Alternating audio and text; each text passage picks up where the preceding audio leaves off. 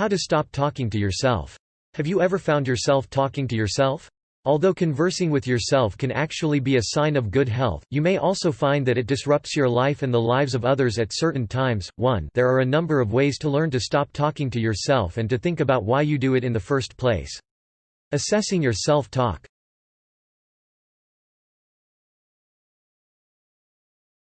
Figure out whether the self-talk is your own self or a different voice.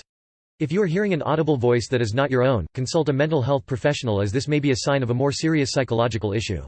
One way to determine whether the voice is yours is to determine whether you are responsible for it. If you are not responsible for the voice, e.g., are you thinking, making, and saying the words consciously, and if you have no clue what this voice will say next, this could be a sign of a mental disorder, such as schizophrenia, depression or psychosis. Other symptoms of a mental disorder include hearing more than one voice, experiencing non-verbal thoughts, visions, tastes, scents and touches that you didn't call into existence, experiencing the voices as a waking dream that feels real, experiencing voices that are present all day and that negatively impact your daily functioning, e.g., you become isolated and withdrawn, or the voices threaten you if you don't do what they say. If you are experiencing any of these symptoms during your periods of self-talk, it's important that you consult a mental health professional in order to rule out a psychiatric disorder that could be adversely affecting your life and health.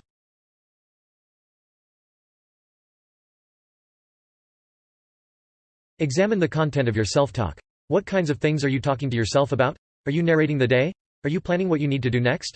Are you talking about something that happened recently? Are you reciting lines from a movie? Self-talk is not necessarily a bad thing. Articulating your thoughts can help you organize them. It can also help you think through things more carefully, particularly when making a tough decision, like where to go to college or whether or not to buy this gift or that gift for someone. 3.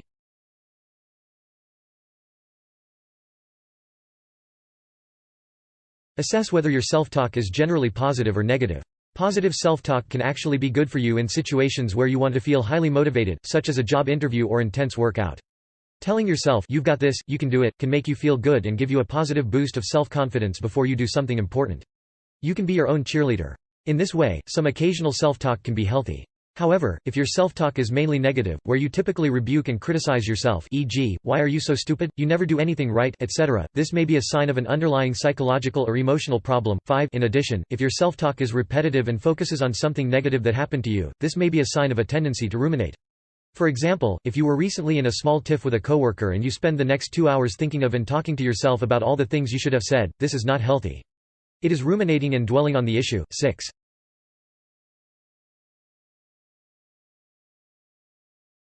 Assess how your self-talk makes you feel.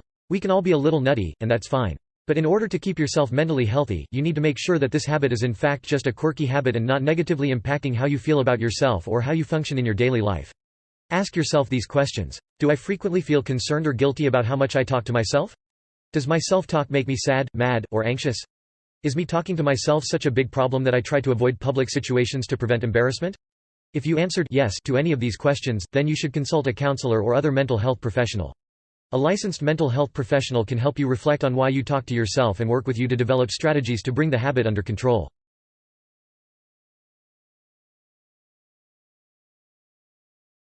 Assess how others respond to your self-talk. Consider whether and how others have reacted when they see you talking to yourself. Chances are that most people won't even really notice that you do it. However, if you often notice certain reactions from the people around you, this may be a sign that your self-talk is disruptive to others or that these individuals are concerned about you and your mental and social functioning. Ask yourself these questions. Do people give me weird looks while I'm walking around? Do people often ask me to quiet down? Is the first thing someone hears from me is me talking to myself? Have my teachers ever recommended me to the school counselor? If you answered yes to any of these questions, then you should consult a counselor or other mental health professional. In their reactions, people may be expressing concern for your well-being.